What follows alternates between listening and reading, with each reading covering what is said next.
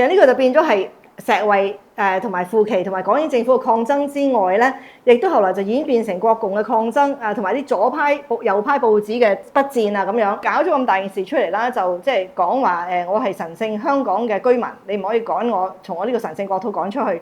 咁嗰陣時咧有個講法就由頭到尾大陸都唔係想開門俾你入㗎啦。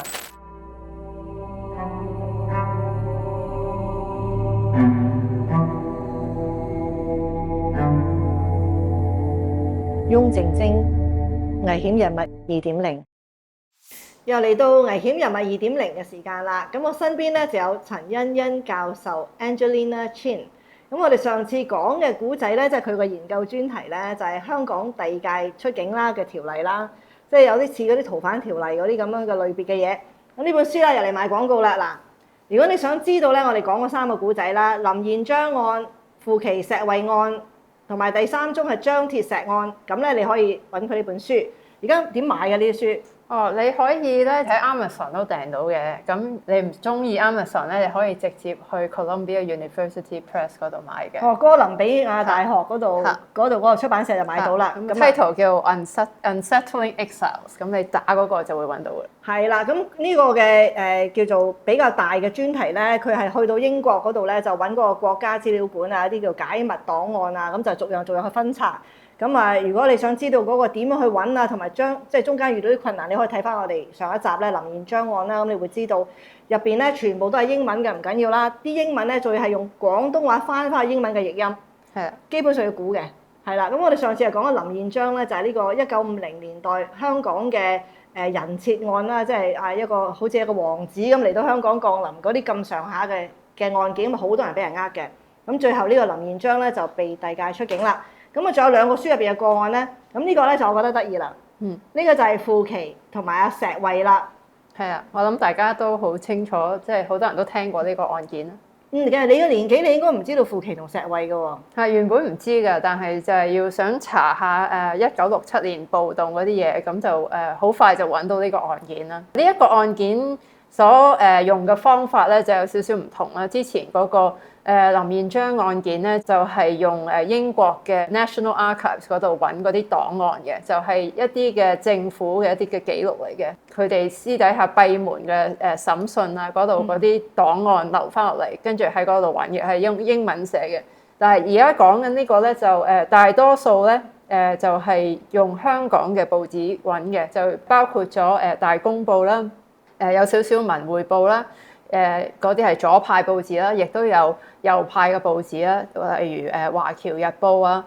你留咗最緊要嗰份啊，我哋屋企嘅《工商日報》何東家族嘅。係啦，《工商日報》咧都係叫做幫國民黨嘅。啲國民黨點解會係咁呢？因為何東個仔何世禮將軍咧就係國民黨嘅真嘅將軍嚟啊！呢個咁就所以咧，《工商日報》咧就係極右派嘅報紙嚟嘅。咁啊，呢個都有好多，我見到都有講呢一方面嘅古仔。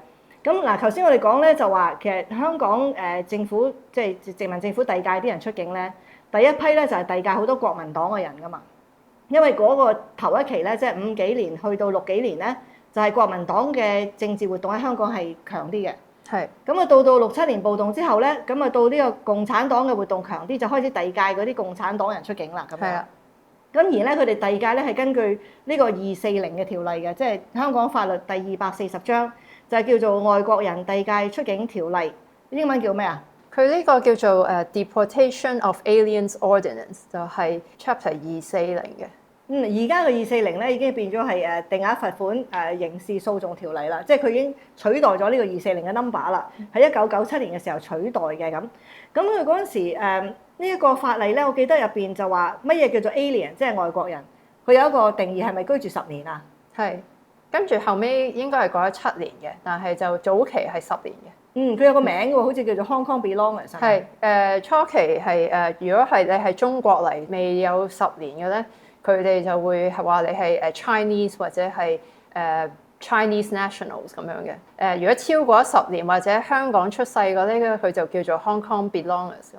即係屬於香港的人啊，係咪？即係因為以前嗰啲英國講緊係未有雙語之前咧，即係全部嘅法例啦同埋法律咧都冇中文嘅一啲叫解釋啊，或者中文嘅定義俾你嘅。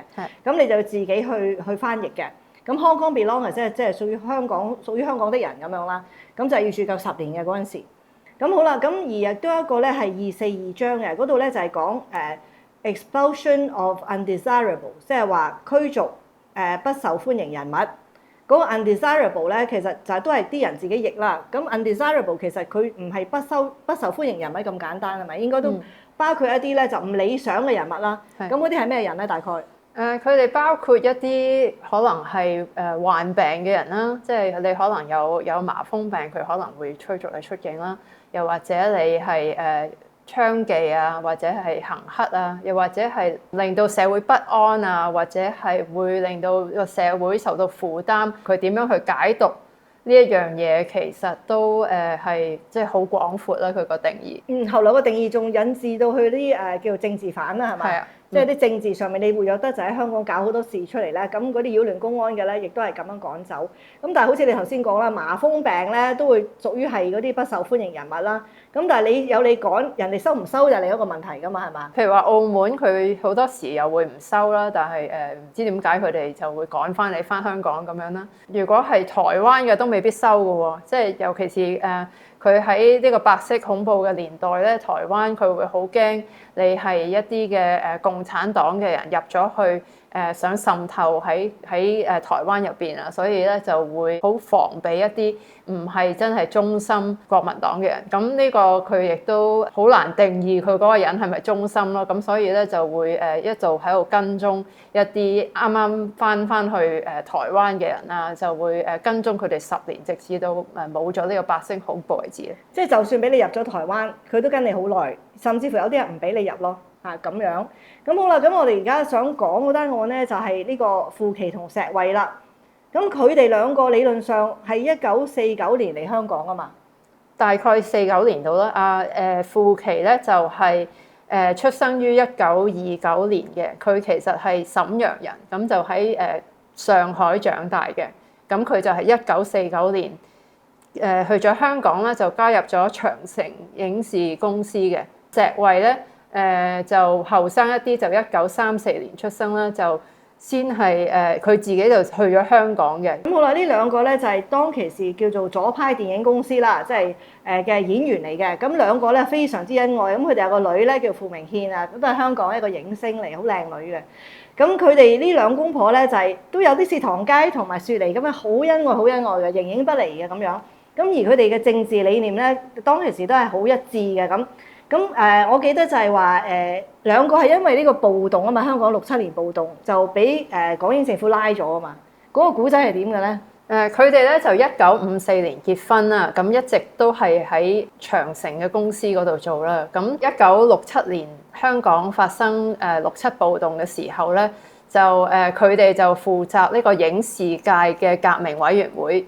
咁佢哋係即係一啲頭號人物嚟嘅，咁佢哋就要即係負責去領導影視界嘅左派啦。咁佢哋就曾經喺港督府嗰度請願嘅，就帶咗一班人去嗰度請願，咁就非常之 high profile 啦，即係好多記者都去採訪。咁呢件事咧就令到香港政府就覺得需要處理下佢哋啦，咁樣咁咧就隔咗幾個星期後咧，就去咗佢哋屋企，就拉咗佢哋嘅，就帶走咗佢哋。OK，咁嗰陣時咧，佢哋屋企咧就係又一村嘅一間豪宅嚟嘅。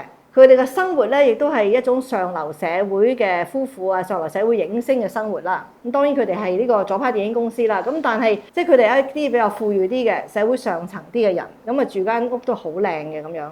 咁啊捉咗佢之後，咁就當然佢哋係咪都係拉去呢個域多利羈留中心啊？係啊，佢就亦都係好似之前我哋講過林延昌案咁，佢都喺域多利中心嗰度羈留。政府咧就想話佢哋想去反港英政府，即係想 overthrow 嗰個政權，咁就以呢個罪名就係想趕佢哋走咁。咁但係呢兩個都特別喎，因為講嗰條法例咧就淨係可以將嗰啲唔夠即係住唔夠10年嗰啲人趕走噶嘛。嗰陣時佢哋都住夠晒㗎啦，咁但係都照趕喎，係嘛？即係都唔同你講咁多道理喎。當時咧就有報章咧就有曾經講過，估佢會送佢去邊？有個報章咧就估佢可能想送去澳門，但係咧佢就話佢哋呢啲做影視界嘅人咧喺澳門咧就應該安全嘅，但係佢哋呢啲咁年輕又有前途嘅藝人咧，咁去到澳門做咩咧？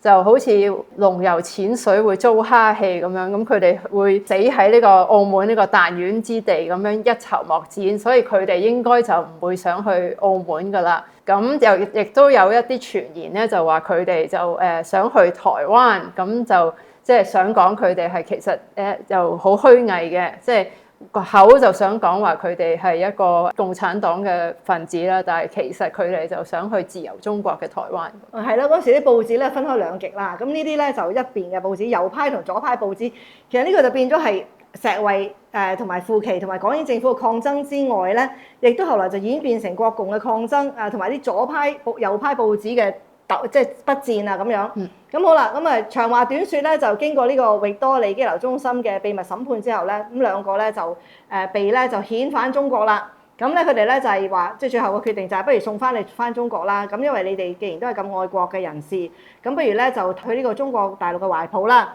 咁於是就決定將傅琪同石衛咧就通過羅湖橋咧就送翻去中國大陸啦。咁但係好戲劇性嘅嘢就發生啦。咁就係咧佢哋過咗條橋嘅一半之後咧，佢哋想走翻轉頭翻嚟香港啊嘛，係咪咁啊？佢哋唔想去大陸啊嘛。佢哋就即係喺嗰度就停留咗喺嗰度，喺度話香港係中國神聖嘅一部分，你冇權趕我哋走。我係有權喺香港嘅。嗰陣時當時好多記者啊，所有中外報紙全部嚟晒啦，咁就睇佢哋過橋啦。戲劇性嘅就行到一半之後，咦，唔係過去嘅咩？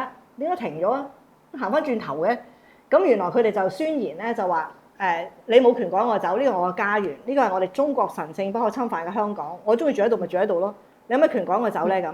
咁於是咧就展開咗27個鐘頭嘅即係叫做橋上面嘅露營啦。嗱，咁即係當時好多人過橋啦，有啲人見到有啲人就支持你啊，即係咁有啲人就俾啲食物俾佢啦，好似喺嗰邊中國嗰邊都有啲人 send 啲食物過嚟俾佢哋，有啲飲品啊嗰啲去支援佢哋啦。咁佢哋就喺嗰度咧就開始就紮營啦。咁我其實都好想知道嗰27個鐘頭喺個橋上邊點去洗手間咧？即係呢啲好似冇報道喎。好似冇啊，但係又好似佢初咧就話俾間房佢哋即係坐咗一輪嘅，咁佢哋咧就坐喺邊度啊？羅湖橋有間房。即係係啊，佢哋話有間房，跟住咧佢哋就喺入邊，跟住就傾咗一輪，跟住咧就邊個同邊個傾啊？即係佢哋兩夫婦，佢就即係傾諗住點樣面對記者。咁咧就走出嚟就同啲記者就喺度話英國港英政府係一個法西斯政權，就喺度迫害呢啲中國公民。就唔俾一啲中國公民應有嘅權利，就係喺香港生活。我嗰時係啊，我記得啦。嗰時有啲報紙啊，揶揄佢哋啦，就話：咦，咁如果佢哋呢個叫做遣返，佢每一次咁樣搞一件事，咁然之後你又遣返唔到，你又可能要接翻佢翻嚟，然後又再遣返，咁佢兩公婆咪成日可以喺間房度見面咯。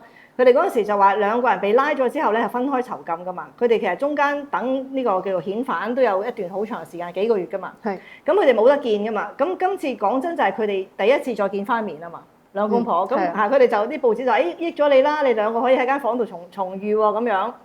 咁跟住喺間房度出翻嚟就俾宣言啦。咁跟住就喺嗰個羅湖橋嗰度就開始露營啦喎。係啦，跟住即係中間仲發生咗好多嘢啦，譬如話好多嘅經過嘅旅客咧，又會支持佢哋啊，咁佢哋亦都喺嗰度即係大聲唱歌啊，講一啲口號啊，即係唱當時嗰啲毛澤東嘅歌啊。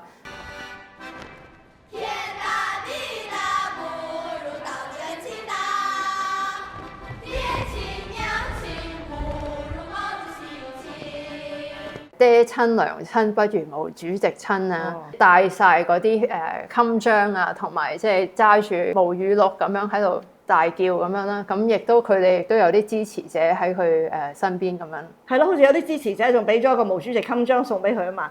咁即係所以，因為嗰啲即係都係啲過路嘅旅客啦。咁好啦，咁咪就擾攘咗27個鐘頭。咁嗰陣時輿論亦都越嚟越嘈啦。即係我諗中外記者都會覺得呢件事即係好有報導價值啦。咁最後港英政府冇辦法喎，接翻佢哋走喎，係咪咁啊？港英政府佢後尾係要接翻佢去嗰個域多利羈留所嘅。據說就係大陸佢哋都唔唔俾佢入去咯。係啦，即係呢度係啦，漏咗唔記得講。好啦，佢搞咗咁大件事出嚟啦，就即係講話我係神聖香港嘅居民，你唔可以趕我從我呢個神聖國土趕出去。咁嗰陣時咧有個講法就由頭到尾大陸都唔係想開門俾你入㗎啦。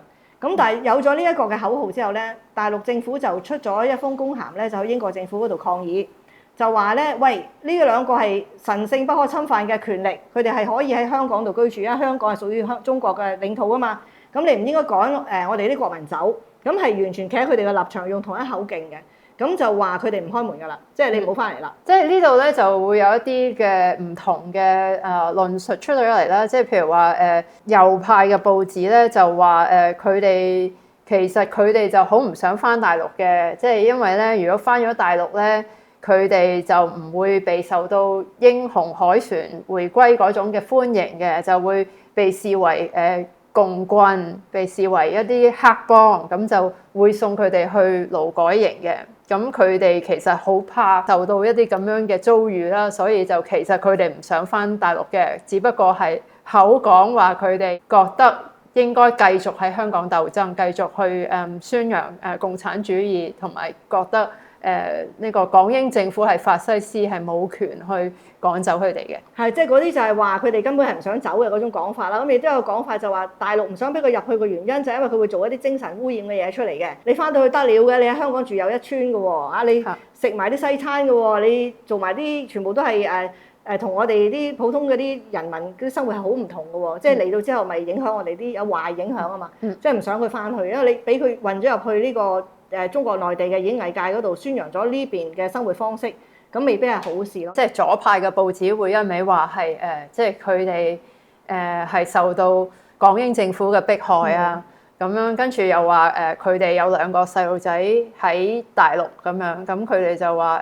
佢哋呢啲細路仔咧都等緊佢阿爸阿媽快啲回歸祖國嘅懷抱，就同佢哋團聚咁樣就。有2個細妹仔喺大陸嘅嗰陣時，如果咁都幾奇怪嘅喎，佢哋都寧願留喺香港繼續鬥爭，就唔翻去見自己啲仔女話。其實呢個又冇報道到佢哋講當時係真係咩感受咯，即係只係佢哋喺公眾面前講啲咩嘢就係報道啲乜嘢，但係即係好難問到佢當時嘅感受咯。係咯，好似案件過咗好耐之後，啲人問翻佢哋都係唔想講嘅。係啊，佢話即係過咗去就過咗去啦，無謂再提呢啲嘢啦咁樣。咁好啦，咁佢接翻嚟香港啦，咁你抗爭27個鐘頭之後翻到嚟香港之後點咧？翻到嚟香港其實佢翻嚟之前嗰個過程咧，啲報紙都講好多嘢嘅，即係佢話其中一個專欄作家咧就喺度揶揄佢哋，就話佢哋住又一村係幾十萬嘅大屋，又瞓席夢思床褥，慣晒豪嘅生活，點捱到大陸嘅10斤米2尺布咧？過程一路係都俾人笑啦。咁佢翻咗嚟之後，佢最後都係冇遣返喎，佢從此之後就留翻喺香港啦喎。即係冇嘢咯喎！跟住佢話佢喺個最後港英政府肯收翻佢哋咧，啲報紙又即係啲右派報紙又講得好衰咁，話佢哋即刻面露笑容咁樣咧，就即係好開心啦！即係唔使被再遣返啊！咁即使要羈留咧，喺一個自由嘅地方嘅羈留所咧，都好過喺一個唔自由嘅國家咁樣用佢哋嚟作一啲宣傳嘅工具咯。大陸係。共產黨係點樣衰啊？咁樣國民黨。OK，咁就嗰陣時個報紙係咁樣啦。咁佢哋喺香港羈留咗一段時間之後，後來就放咗出嚟咧，就不了了之啦。咁但係如果你用法律上嘅觀點睇咧，佢哋如果一路打落去咧，因為佢哋超過咗10年噶嘛，佢香港係住夠10年噶嘛，屬於香港的人啊嘛 ，Hong Kong belongers。如果佢揾好嘅律師打咧，其實基本上你都趕佢唔到嘅喎，佢可以唔走嘅，可以打官司嘅，係咪？即係因為佢唔喺嗰個條例嗰度，你根據咩講個扯咧？係咯，我香港人嚟噶嘛，所以佢呢一度我諗到最拉尾都係冇道理嘅。咁所以咧到後邊嘅時候咧，我諗你話你抄到一個理由啊嘛。係啊，喺翻啲檔案嗰度咧，就即係政府嘅一啲嘅文獻嗰度咧，就揾到香港政府嘅立場咧，就話呢一個唔係遣返。港英政府咧為咗去令到英國同埋中國嘅關係緩和。因為嗰陣時有啲緊張啦，令到佢哋緩和嘅一個特赦，就等佢哋可以翻屋企，因為佢哋都想翻屋企。送件禮物俾你嘅嚇，即係個原因就係話當時佢哋喺港督府出邊請願咧，理論上係可以咧用一啲嘅條例去告佢哋嘅，即係擾亂公安呢個最簡單㗎啦。但係香港政府就因率就話，因為知道咧，其實咧你哋心係祖國，咁所以咧就將你送翻去應該係大團圓結局嘅。咁啊，我就唔告你啦，我赦免你啦，我唔告你呢個控罪啦，但係你翻去團聚啦咁樣。咁佢哋係呢個講法嘅。係。咁啊，所以如果嗱呢個係從來啲冇人知㗎嚇，即係你抄出嚟㗎嚇，即係第一個你講㗎咯呢個。咁所以傅琪同埋石偉嘅故仔咧，其實都係同呢個遣返有關。咁我覺得港英政府對撈尾嘅時候咧，都趕唔到佢哋過去嘅原因，都係因為嗰個條例係講你住唔夠10年㗎嘛，你住夠10年就唔得㗎啦嘛。咁所以理論上佢冇其他嘅法理根據，咁所以最撈尾傅琪同石偉就留翻喺香港啦，就繼續佢哋嘅演藝事業。咁而家已經90幾歲啦，咁呢個古仔咧，咁其實都係溫故知新啦，咁都係關於呢啲咁嘅法例嘅嘢啦。咁嗰時每一個政府嘅立場係點樣樣啦。咁另外即係你個書入邊仲有最後一個古仔啦，呢一個咧就怪啲嘅古仔嚟嘅。係。咁咧就一共有10個嗰啲戰俘咧，就係俾中國大陸放翻走啦。咁放咗之後咧，1、2、3就10個人咧就抌晒喺香港。抌晒喺香港之後咧，就全部就想申請翻台灣，因為佢哋係國民黨嘅老兵。到最撈尾咧就呢個台灣政府就一個都唔要，因為就驚佢哋喺中國大陸坐監坐咗咁多年就洗咗腦，影響佢哋，就唔要佢哋嘅。咁啊跟住有一個死咗喺香港，呢個死咗就係我哋講個古仔。咁但係我有睇過你本書，你嗰本書入邊講咧，呢班佢一個都唔要，但係後邊又有一班佢哋全部要晒嘅喎。係。即係後邊要晒嗰班係咩人嚟㗎？都係一啲戰俘，但係入咗一個叫做部門啦，係反共嘅部門。佢係咁講啦，但係即係我諗咧，就係因為呢一件事，呢個10個戰俘呢個件事咧，就即係搞大咗。咁佢哋都唔想再有另外一次嘅呢個10個戰俘嘅事件，同埋呢個張鐵石死咗呢個事件就重演，咁就勉強收咗佢哋。但係都有一部分咧，就係選擇係留喺大陸嘅。後尾入嚟嗰一班咧，都係即係比較轉折咁樣，佢哋要先去金門，先至再翻去台灣嘅。佢當時咧就因為啱啱係蔣經國死嘅時候啊，咁所以咧佢就開始就放鬆咗啲嘅台灣。咁就冇之前白色恐怖嗰陣時嗰個情況咁嚴峻啦，即係要成日去跟蹤佢哋咁樣啦，咁就開始放鬆咗少少。但係呢一班嘅人應該係後尾都係繼續係被國民黨監視嘅，雖然翻咗台灣度。但係我就即係嗱，我睇你本書啊，即係又做啲 research，咁佢哋就話後邊佢哋全部即係叫做開放接納嗰班咧。就因為佢哋打仗嘅時候，佢就喺啲反共嘅軍隊入邊嘅反共部門入邊嘅，咁所以佢哋嗰個批核咧，因為佢哋有咗呢個一個叫做即係反共嘅前提，所以佢哋嗰個接收就容易過嗰10個，即係大概係咁樣。咁好啦，咁啊我哋就講下啦，嗰10個戰俘嘅故事啦。嗰個張鐵石咧就搞出一件好大嘅事啦，香港轟天動地啦。咁因為咧佢就係其中10個戰俘從中國大陸放翻嚟香港嘅其中一個嚟嘅，佢住酒店㗎係嘛？係，佢哋都係住酒店嘅，諗住先係佢哋係被大陸放咗出嚟啦，就係諗住翻台灣嘅。咁佢哋就經由香港就要向呢個中旅社申請，就幫佢哋翻台灣，但係等咗幾個月都係冇消息。咁酒店邊個俾錢㗎嗰陣時？應該係中旅社負責嘅，即係大陸俾錢嘅。大陸俾錢嘅，大陸俾錢，呢10個人就住喺呢個酒店度，就等台灣批佢哋走啦。咁樣。其中張鐵石係應該係臨死之前係換過一次酒店嘅，唔知點解可能覺得冇希望，或者係覺得間酒店唔舒服，換過一次酒店嘅。呢10個人咧就係等候嘅時候咧就係住喺酒店嘅。咁咧就其中一個叫段克文咧，都後尾都比較出名嘅。段克文咧就講過一樣嘢，就係佢哋就唔想係難民身份咁樣翻去咯。因為嗰陣時台灣係講過話如果你哋肯成為難民，即係好似調景嶺入邊嗰啲難民咧，佢哋就會容易翻台灣一啲嘅。但係佢哋嘅態度咧就係佢哋為國民黨打仗。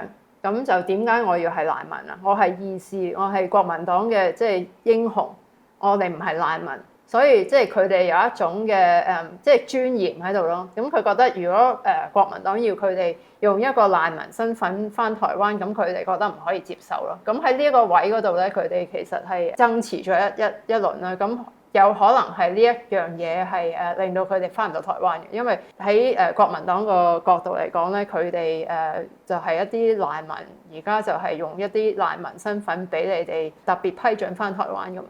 咁好啦，咁個張鐵石咧就無端端咧就死咗喺個酒店度等緊嘅時候。係。咁有一個講法咧就話佢自了啦，即係話佢自己了斷啦。嚇，亦有一個講法係被香港政府即係咁樣。佢知道咩秘密要咁緊要俾人被呢個又奇怪喎。即係佢會覺得佢令到香港政府蒙羞啦，即係香港政府處理唔到呢件事。即係佢嘈咩？佢嗰陣時，即係佢有啲遺書留低啊，同埋佢會佢哋譬如話好似段克文，佢唔係走出嚟講話佢唔係難民，咁即係都會係一啲嘅新聞嘅話題啦。呢班人，即係話即係張鐵石啊、段克文啊呢啲就走出嚟就講嘢啦，就跟住就變咗香港政府又唔出力咁樣將佢哋俾架飛機佢翻去啦，即係又唔肯去拱啦，因為香港政府就想等佢正式批，就唔想夾硬嚟。因為佢有陣時都會夾硬嚟噶嘛，將你唔理371抌咗你去澳門先，澳門送翻你翻嚟先算噶嘛，係嘛？咁佢又唔想夾硬嚟，咁於是就喺度拖啦。咁嗰陣時就話呢個張鐵石嗰個死因咧都好多可疑嘅，即係都有人講話係即係政治謀殺嘅，即係你有個版本就話香港政府做啦嚇，咁即係都係一啲嘅傳言，定係即係被邊個政府迫害啊咁樣，好多呢啲咁嘅傳言啊。咁好啦，咁但係點都好啦，佢過咗身之後咧，咁就發生真正麻煩嘅嘢咧，就係新華社咧就出面咧就幫呢個張鐵石咧就做喪事，咁亦都新華社咧去接咗個屍體咧去火化。係，咁跟住咧就呢個張鐵石個仔就好嬲，就話點解你會攞咗我爸爸嗰條屍？咁就於是就開始發生一個好大嘅爭拗，就搶一個係叫爭屍案啦。你翻嚟講嚟聽下。咁應該係因為佢哋就釋放同埋點樣去由香港去台灣呢樣嘢咧，係由中旅社負責嘅。咁樣咧，佢中旅社就覺得遺體嘅處理應該由中旅社幫佢哋處理啦。但係佢個仔咧，張鐵石嘅仔咧就去到香港，知道中旅社要火化佢爸爸個遺體，佢就堅決反對，因為佢覺得佢爸爸係國民黨英雄，點解共產黨要插手去火化，連火化佢都要管埋，咁佢就堅持咁樣反對。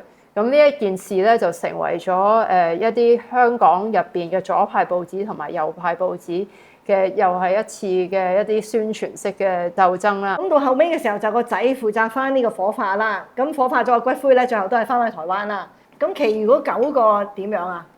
其餘嗰9個就有啲唔同嘅命運啦。有4個咧包括頭先所講嘅段克文咧，就去咗美國，就其實佢哋有啲屋企人都去咗美國噶啦，咁就去咗同屋企人團聚咁樣啦。咁咧另外咧就有黃雲培同埋蔡醒三咧就留喺香港嘅。咁呢個蔡醒三咧都係好得意嘅，近呢10年20年咧都會出嚟講一啲宣傳嘅嘢嘅。喺香港講統一中國大陸統一嘅嘢嘅。哦。咁就有陣時佢喺鳳凰衛視嗰度出嚟講呢啲節目咁樣咯，就係講佢哋呢件事啦，同埋講佢之後喺香港點樣咁樣咯。變咗一個親大陸嘅人啦，跟住咧就另外就仲有3個咧就翻去大陸嘅，咁就應該係變咗係大陸嘅共產黨嘅黨員添嘅。哦，即係其實一個都翻唔到台灣，除咗灌骨灰之外。睇到你呢本書咧，又要介紹一下，你呢本書有好多嘢睇嘅。嗰陣時咧就講話，即係中國新政府成立之後咧，有好多人咧就去唔同嘅地方啊，啲人咧就難民咁樣嚟咗香港啊。咁嗰時有啲美國嘅組織咧，都喺度幫啲人分配去啲咩地方啊咁樣噶嘛，係咪個組織？咁係啦，後來就點樣解散？呢本書入邊咧，其實有好多嗰啲，即係以前咧啲香港法律啊、香港政治啊，即係各大政府點樣參與香港事務。即係當時講緊係50年代、60年代比較多啦。咁當時好多嘅由中國嚟嘅移民又好，或者係偷渡嚟嘅好啦。咁當時佢哋就係即係唔想喺共產黨政權下生活，咁就去咗香港嘅。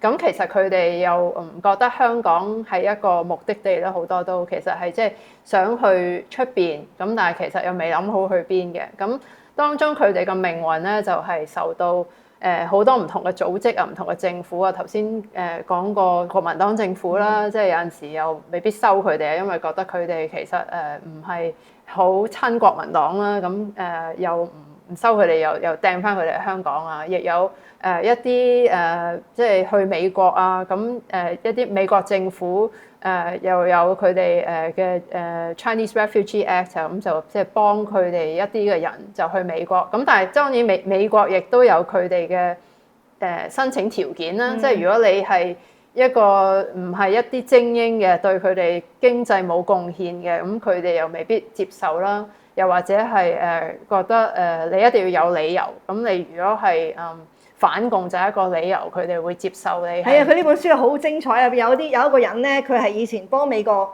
領事館做攝影師嘅。係。咁佢咧填咗攝影師，咁同埋佢填咗個理由，點解你要走啊？點解你要驚人迫害啊？咁佢話因為我反共咁樣。咁呢本書入邊好多嘢睇。咁同埋亦都有講咧嗰個英女王壽辰咧嗰個4.4事件咧，就有個訛傳啊嘛，話英女王壽辰香港特赦啊嘛，開個邊境俾啲人過嚟啊嘛。咁嗰陣時大陸嗰邊咧就整蠱佢啊嘛，就開咗個邊境，由得你過啦，咁啊咗好多人入嚟，即係15萬人衝入嚟。咁後來又點樣處理？咁呢本書入邊都有講咯。即係幾好睇㗎，呢本書唔錯㗎，好多歷史。咁如果你哋中意睇多啲嘅咧，即係我哋始終唔可以喺個節目度講一本書俾你聽嘅。咁我哋就將入邊精彩嘅部分咧，就講俾你聽。咁如果你哋有興趣自己延伸閱讀嘅話咧，咁你就上網去哥倫比亞大學嗰度買啦。咁阿陳欣欣教授啦，咁佢而家就係喺美國一間大學嗰度教書嘅。係啊，喺 Pomona College 度教歷史嘅。係教歷史嘅，咁即係都係一個學者啦。咁所以即係多謝大家今日嘅收睇。咁我哋有啲咩嘢講漏嘅咧？其實頭先嘅咧，只係呢本書嘅其中一章嚟嘅啫。咁裏邊都有其他嘅。咁同埋咧，我而家咧就開始做佢嘅下集嘅研究。咁咧就呢本書講嘅多數咧都係50年代同埋60年代逃港嘅故仔。咁咧或者係60年代去到香港，咁咧就喺香港嘅人滯留喺香港嘅人士嘅故仔。咁而家咧就會開始寫一啲係70年代尾或者係80年代頭逃嚟香港嘅人嘅故事啦。咁就即係想寫翻佢哋喺大陸嘅經歷，同埋喺香港嘅經歷，或者如果佢哋移居咗海外嘅經歷咁樣啦。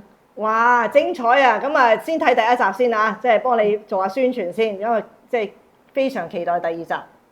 不過可能要等幾年先至會出啦。咁但係即係有你嘅支持，我就會更加努力啦。咁我哋就下次再見啦喎！你翻美國啦喎，跟住又係啊，就係翻美國。咁希望下次翻嚟又可以同大家分享一啲嘢啦。好啊，多謝你，非常之敬仰你做嘅所有嘅即係呢個叫研究啊，咁辛苦啊，做咁多資料搜集。多謝你捧場同埋支持。好，如果你中意呢個節目嘅話咧，請你訂閱、讚賞、分享，同埋你可以留言嘅。多謝晒。